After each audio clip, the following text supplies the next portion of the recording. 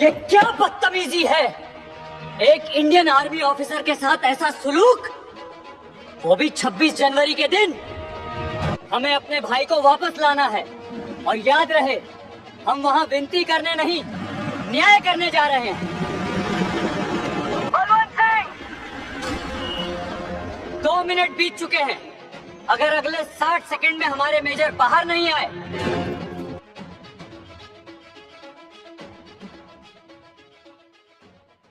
26 जनवरी की वो सुबह आम सुबह नहीं थी।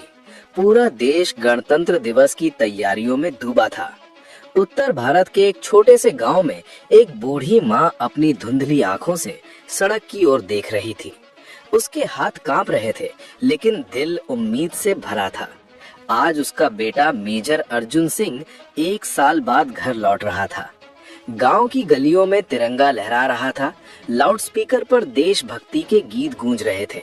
लेकिन उस माँ के लिए सबसे बड़ा उत्सव उसके बेटे की घर वापसी थी। उसने रसोई में अर्जुन का पसंदीदा चूरमा और हलवा तैयार कर रखा था। वह बार बार दरवाजे पर जाती और फिर वापस लौट आती। उसे पता था कि सरहद की रक्षा करने वाला उसका शेर आज अपनी माँ की गोद में सिर रखकर सोएगा।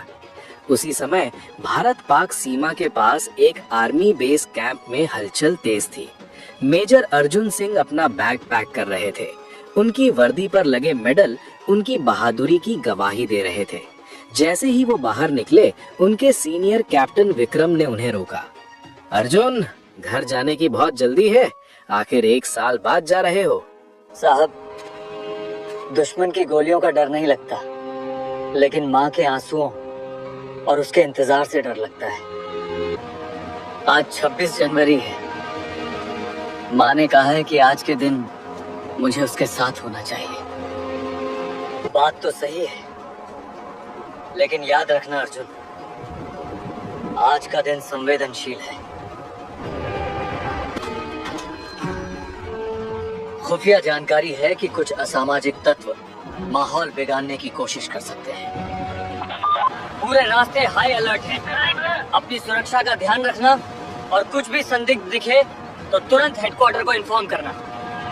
जी साहब। एक फौजी ड्यूटी पर हो या छुट्टी पर, उसकी आंखें हमेशा देश की सुरक्षा पर ही होती हैं। अर्जुन ने एक कड़क सल्यूट दिया और बस स्टैंड की ओर चल पड़े।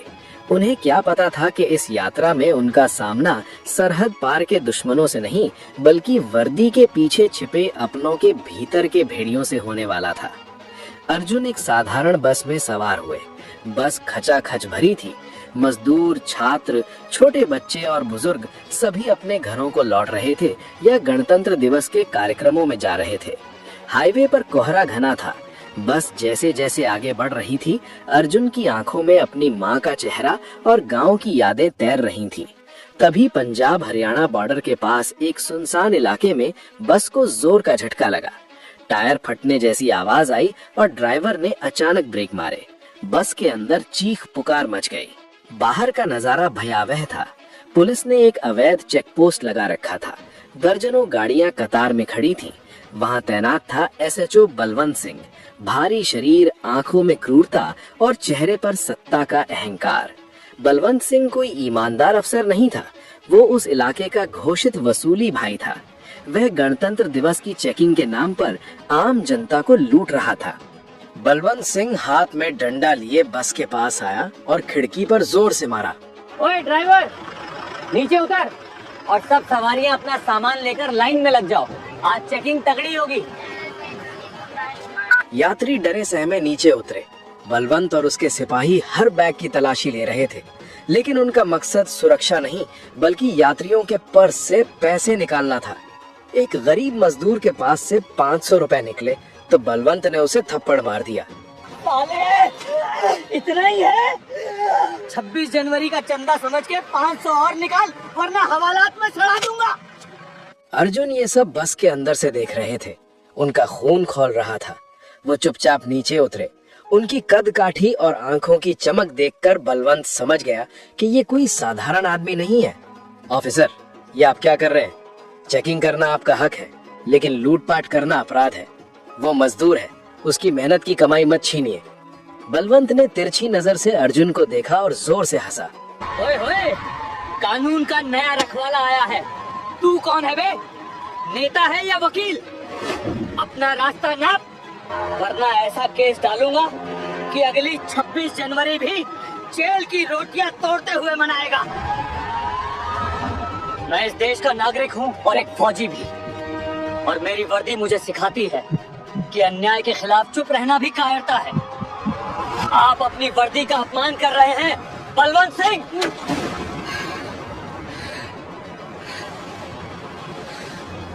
फौजी शब्द सुनते ही बलवंत की आंखों में एक अजीब सी चिढ़ आ गई। उसे अपनी ताकत का दिखावा करना था। उसने अर्जुन का बैग छीना और उसे जमीन पर पटक दिया।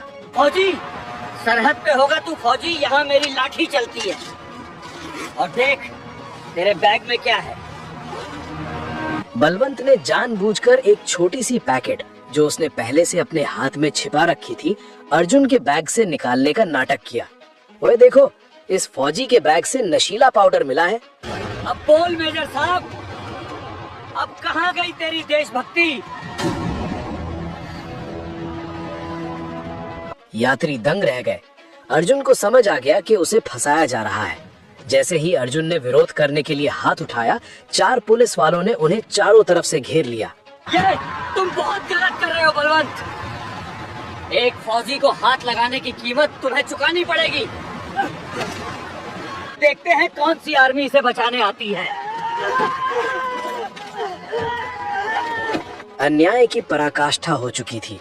26 जनवरी के दिन जहां एक फौजी को सम्मान मिलना चाहिए था, वहीं उसे एक भ्रष्ट अफसर के अहंकार की भेंट चढ़ा दिया गया।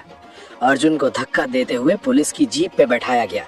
बस में बैठे लोग बेबस थे, लेकिन एक युवा लड़के ने छुपकर इस पूरी घटना का वीडियो बना लिया था। जीप के पीछे धूल उड़ रही थी और अर्जुन की आंखों में अब दुख नहीं बल्कि एक भयानक तूफान की आहट थी। मेजर अर्जुन सिंह अब लॉकअप में थे। बलवंत सिंह को लग रहा था कि उसने बाजी जीत ली है, लेकिन उसे नहीं पता था कि उसने एक ऐसे ज्वालामुखी को जगा दिया है जो फटने के बाद पूरे सिस्टम की गंदगी को जलाकर राख कर देगा। क्या अर्जुन अपने बेगुनाही साबित कर पाएंगे? क्या उनकी यूनिट को पता चल पाएगा कि उनका एक जांबाज अफसर सलाखों के पीछे है? पुलिस स्टेशन का वो कमरा जहां कानून की रक्षा होनी चाहिए थी, आज वहां कानून का गला घोटा जा रहा था। मेजर अर्जुन सिंह को एक छोटी सी अंधेरी काल कोठरी में धकेल दिया गया था। उनके सफेद कुर्ते पर धूल और खून के दाग थे, लेकिन उनकी रीढ़ अभी भी सीधी थी और आंखों में वही फौजी निडर था। बलवंत सिंह अपनी मेज पर पैर रखकर बैठा था, हाथ में शराब का गिलास और चेहरे पर एक शैतानी मुस्कान। उसने अपने 2 सिपाहियों को इशारा किया।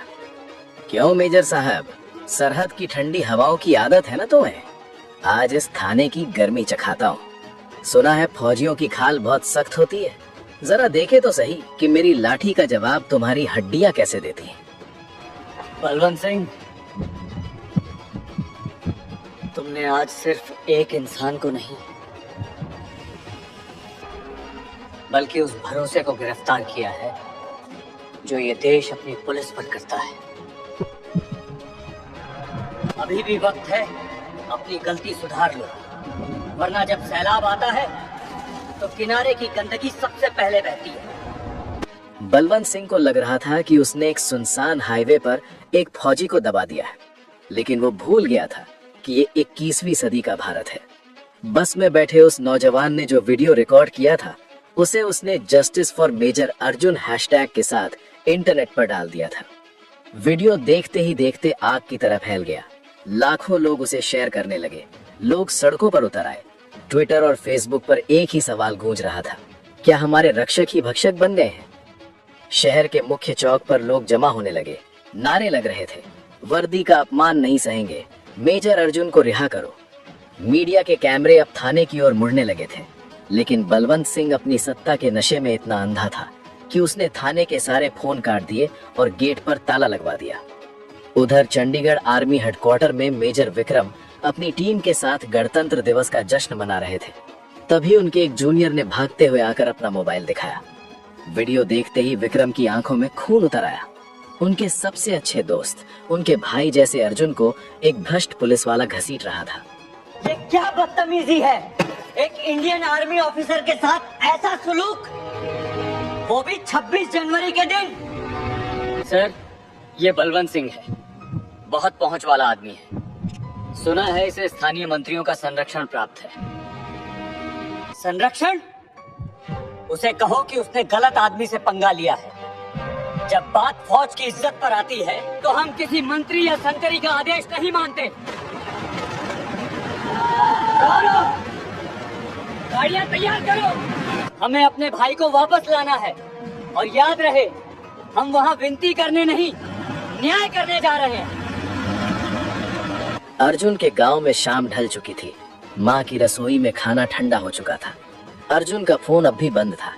तभी गांव के कुछ लोग दौड़ते हुए माँ के पास आए। उनके चेहरों पर डर और घबराहट थी। चाची, अर्जुन भाई, उन्हें पुलिस ने पकड़ लिया है। शहर में बड़ा हंगामा हो रहा है। माँ के हाथ से पानी का गिलास गिरकर टूट गया। उसकी आंखों में आंसू नहीं बल्कि एक अजीब सा सन्नाटा छा गया। उसने दीवार पर टंगी अर्जुन के पिता की तस्वीर देखी, जो खुद एक शहीद फौजी थे। मेरा बेटा अपराधी नहीं हो सकता। उसने कभी किसी का बुरा नहीं किया। वो देश के लिए मर मिटने वाला बच्चा है। अगर उसे कुछ हुआ तो ये देश कभी खुद को माफ नहीं कर पाएगा। गांव की औरतें माँ को संभालने लगी, लेकिन माँ का दिल कह रहा था कि उसका बेटा किसी बड़ी मुसीबत में है। वो घर के बाहर निकलकर सड़क की ओर देखने लगी, मानो उसकी दुआएं अर्जुन तक पहुंचने का रास्ता ढूंढ रही हों। थाने के अंदर बलवंत सिंह ने आपा खो गया था। उसने अर्जुन पर लाठियां बरसाई, लेकिन अर्जुन के मुंह से एक आह तक नहीं निकली। वो बस बलवंत की आंखों में देख रहे थे। बोल, माफी मांग, बोल कि तू अपराधी है। बलवंत, घड़ी की सुइयां देख रहे हो? तुम्हारा समय खत्म हो रहा है। सुनो, वो आवाज सुनाई दे रही है। बलवंत रुका। बाहर से एक अजीब सी गूंज सुनाई दे रही थी। ये कोई आम भीड़ की आवाज नहीं थी, ये भारी जूतों की ताल थी। धप धप धप। ऐसा लग रहा था मानो कोई पहाड़ खिसक कर थाने की तरफ आ रहा हो। अचानक थाने की दीवारें कांपने लगीं। बाहर हेडलाइट्स की तेज रोशनी ने अंधेरे को चीर दिया। अनर्थ हो गया, बाहर देखिए। बलवंत ने खिड़की से बाहर झांका और उसके हाथ से शराब का गिलास छूट गया। थाने को आर्मी के वज्र वाहनों ने चारों तरफ से घेर लिया था। टैंक जैसे दिखने वाले ट्रकों के ऊपर मशीन गनें तैनात थीं और सबसे आगे खड़े थे मेजर विक्रम, जिनके हाथ में एक मेगाफोन था। बलवंत सिंह, तुम्हारे पास 3 मिनट है। मेजर अर्जुन को ससम्मान बाहर लाओ, वरना हम गेट तोड़कर अंदर आएंगे। और याद रखना, हम युद्ध के मैदान से आए हैं। हमें कानून सिखाने की कोशिश मत करना। हवा में बारूद की गंध थी। एक तरफ सत्ता का घमंड था और दूसरी तरफ देश के रक्षकों का सैलाब। बलवंत सिंह अब बुरी तरह फंस चुका था। क्या वो हार मान लेगा या डर के मारे वो अर्जुन पर गोली चला देगा? अगले भाग में देखिए, जब आमने सामने होंगे दो वर्दी वाले, क्या मिलेगा अर्जुन को न्याय और क्या होगा उस भ्रष्ट अफसर का अंजाम? समय थम सा गया था। थाने के बाहर खड़ी सेना की बख्तरबंद गाड़ियां और उनके ऊपर तनी हुई मशीन गनें ये गवाही दे रही थीं कि आज खिलवाड़ बहुत बड़ा हो गया है। मेजर विक्रम की घड़ी की सुइयां जैसे बलवंत सिंह की मौत का फरमान लिख रही थीं। पूरे इलाके में सन्नाटा था। सिर्फ सेना के ट्रकों के इंजनों की गड़गड़ाहट सुनाई दे रही थी। बलवंत सिंह, 2 मिनट बीत चुके हैं। अगर अगले 60 सेकंड में हमारे मेजर बाहर नहीं आए तो हम इस थाने की ईंट से ईंट बजा देंगे। ये भारतीय सेना का आखिरी अल्टीमेटम है। थाने के अंदर बलवंत सिंह के पसीने छूट रहे थे। उसकी वर्दी, जिस पर उसे इतना घमंड था, अब उसे बोझ लगने लगी थी। उसके सिपाही अपनी बंदूकें नीचे रख चुके थे। वे जानते थे कि बाहर खड़ी फौज के सामने उनकी कोई बिसात नहीं है। अचानक बलवंत के निजी फोन पर एक कॉल आई। ये राज्य के गृह मंत्री का फोन था। बलवंत ने कांपते हाथों से फोन उठाया। उसे लगा था कि उसका आका उसे बचा लेगा, लेकिन दूसरी तरफ से जो आवाज आई उसने बलवंत के पैरों तले जमीन खिसका दी। मंत्री फोन पर चिल्लाते हुए, बलवंत, तूने ये क्या किया? सोशल मीडिया पर पूरा देश उबल रहा है, दिल्ली से ऊपर तक फोन आ रहे हैं। तूने एक फौजी पर हाथ डालकर अपनी नहीं मेरी कुर्सी पर भी आग लगा दी है। तू अभी के अभी सस्पेंड है। अगर अगले 5 मिनट में मेजर अर्जुन को खरोच भी आई तो मैं खुद तुझे जेल के पीछे सड़ाऊंगा। बेवकूफ इंसान, तूने शेर की मांद में हाथ डाल दिया है। बलवंत का फोन उसके हाथ से गिर गया। उसकी सत्ता, उसकी दबंगई, उसका अहंकार सब एक पल में राख हो गया। उसने कांपते हाथों से लॉकअप की चाबियां उठाई। लॉकअप का दरवाजा एक लंबी और कर्कश आवाज के साथ खुला। अंधेरे से निकलकर मेजर अर्जुन सिंह बाहर आए। उनके चेहरे पर चोट के निशान थे, होंठ फटा हुआ था, लेकिन उनकी आंखों में जो तेज था वो बलवंत सिंह सहन नहीं कर पाया। बलवंत ने डर के मारे अपनी नजरें झुका ली। मेजर साहब, मुझे माफ कर दीजिए। मुझे नहीं पता था कि बात इतनी बढ़ जाएगी। तुम तो बस अपनी ताकत देख रहे थे बलवंत, लेकिन तुम भूल गए कि ये वर्दी ताकत दिखाने के लिए नहीं, कमजोरों का ढाल बनने के लिए मिली है। आज जो तुमने मेरे साथ किया वो मैं भूल सकता हूँ, लेकिन जो तुमने उस गरीब मजदूर और इन यात्रियों के साथ किया उसके लिए खुदा भी तुम्हें माफ नहीं करेगा।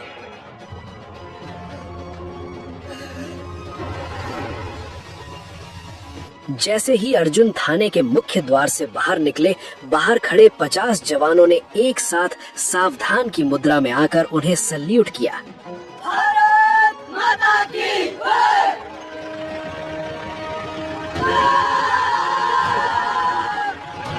मेजर विक्रम दौड़कर आए और अर्जुन को गले लगा लिया। दोनों भाइयों की आंखों में आंसू थे, लेकिन ये आंसू कमजोरी के नहीं बल्कि स्वाभिमान के थे। तभी वहाँ रेंज के डीजीपी की गाड़ी रुकी। वो गुस्से में गाड़ी से बाहर निकले। उन्होंने अर्जुन को देखा और शर्म से सिर झुका लिया। मेजर अर्जुन, पंजाब पुलिस की ओर से मैं आपसे माफी मांगता हूँ। इस भ्रष्ट अफसर ने हमारी पूरी फोर्स का सिर नीचा कर दिया है।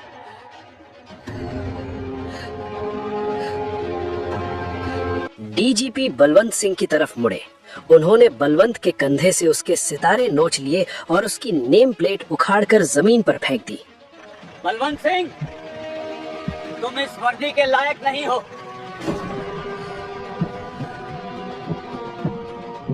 आज से तुम सेवा से बर्खास्त हो।